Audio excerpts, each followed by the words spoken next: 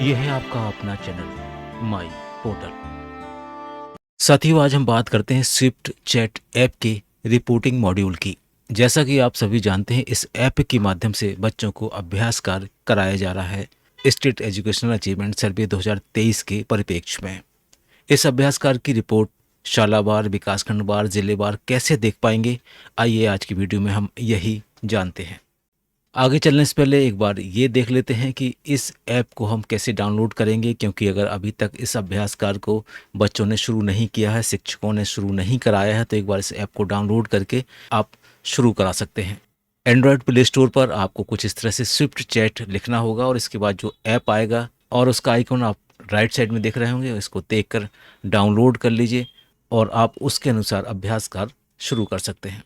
अगर play store पर आपको ऐप नहीं मिलता है या उसको ढूंढने में कठिनाई होती है, तो जो कि QR कोड से भी आप अभ्यास कार्य शुरू कर सकते हैं। अब हम बात कर लेते हैं जिला, ब्लॉक और विद्यालयवार रिपोर्ट देखने की प्रक्रिया को। कैसे देखेंगे इस डैशबोर्ड को, क्या उसकी लिंक होगी, हम इस तरह की कुछ बिंदु आपके साथ शेयर करते हैं। स्क्रीन पर आप देख पा रहे होंगे, लिंक हमने दी हुई है impact.conbgenius.ai/mp लिखा हुआ है। लिंक दी हुई है, इसके माध्यम से आप रिपोर्ट को देख सकते हैं। हमारे डिस्क्रिप्शन बॉक्स से भी कॉपी कर सकते हैं, उससे आगे चल सकते हैं। इसके अलावा एक PDF भी हमने अपने डिस्क्रिप्शन बॉक्स में दी है। अलग अलग तरह के उसमें ऑप्शन दिए गए हैं। उसमें एक स्विफ्ट चैट बॉक्स नाम का भी ऑप्शन है, जैसा कि आप स्क्रीन पर देख पा रहे होंगे। यूज़र ने पासवर्ड भी यहाँ पर लिखा हुआ है। अक्सर मोबाइल और टैब में ओपन करने की प्रॉब्लम आती है, इसलिए हमने ये PDF शेयर की है। आप इसको डाउनलोड करके एक बार अच्छी तरह से कहीं पर सेव करके रख लीजिए। सीधा आप ऑप्शन पर क्लिक कीजिए और आपका वही पेज ओपन हो जाएगा।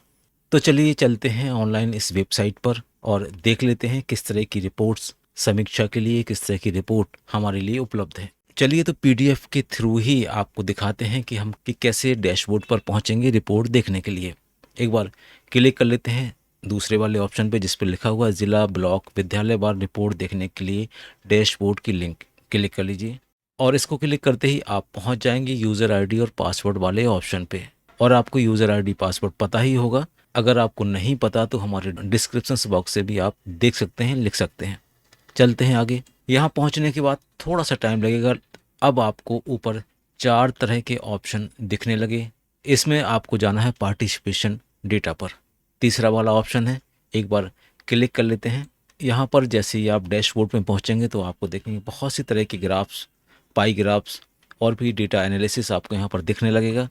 अब आपको अपने ज़िले के लिए डेटा देखना है, तो यहाँ पर जो ऊपर एक बार दिख रहा है आप इसको क्लिक कर लीजिए। यहाँ पर आपको अपना ज़िला सिलेक्ट करना है। ज़िला सेलेक्ट करने के बाद आपको ब्लॉक सेलेक्ट करना है। ब्लॉक सेलेक्ट करने के बाद आप किस ग्रेड की रिपोर्ट देखना चाहते हैं, किस कक्षा की रिपोर्ट देखना चाहते हैं, वो यहाँ पर अवेलेबल है। आप उसके हिसाब से रिपोर्ट देख सकते हैं। उदाहरण के लिए मान लीजिए हम एकेडमिक ईयर 23-24 की रिपोर्ट देखना चाहते हैं, तो सिलेक्ट कर लेते हैं। सप्ताह के लिए हम सिलेक्ट कर लेते हैं, ज़िले को सिलेक्ट कर लेंगे। इसके बाद ब्लॉक, आपको यहाँ से अपना ब्लॉक सिलेक्ट करना है। अगर आप सभी ब्लॉक की देखना चाहते हैं तो आप यहाँ पर सिलेक्ट ऑल रहने दीजिए।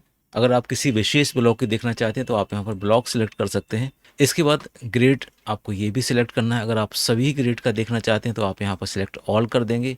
अगर आप किसी विशेष ग्रेड का देखना चाहते हैं तो आप उस ग्रेड के बारे में भी यहाँ पर देख सकते हैं। जैसे ही आपने यहाँ पे सारे फिल्टर्स को यूज़ किया तो आप देखेंगे नीचे सभी तरह का डेटा उसके अकॉर्डिंग शिफ्ट हो गया। ज़िले के लिए जो बच्चों का रजिस्ट्रेशन है उसकी संख्या दिख रही है। इसके बाद कितने स्कूल का रजिस्ट्रेशन है ये भी यहाँ पर दिख रहा है। कितने स्टूडेंट ने पार्टिसिपेट किया उसकी संख्या आ रही है और कितने स्कूलों ने पार्टिसिपेट किया उसकी संख्या भी यहाँ पर दिख रही है। यहाँ पर हमने कक्षा 3 ही सिलेक्ट किया था, इसलिए सारे ग्राफ कक्षा 3 के अकॉर्डिंग है। अगर आप यहाँ पर ग्रेड, सारे ग्रेड ले लेते हैं तो आप देखेंगे जो भी ग्राफ है उसके अकॉर्डिंग यहाँ पर दिखने लगेगा।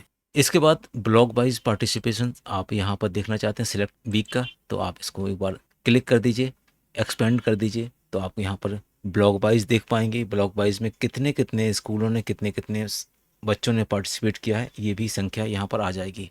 मान लीजिए हमने क्लास 3 ऊपर सेलेक्ट किया तो आप देखेंगे इस संबंधित ब्लॉक के बच्चों की पार्टिसिपेशन यहाँ पर दिखने लगी।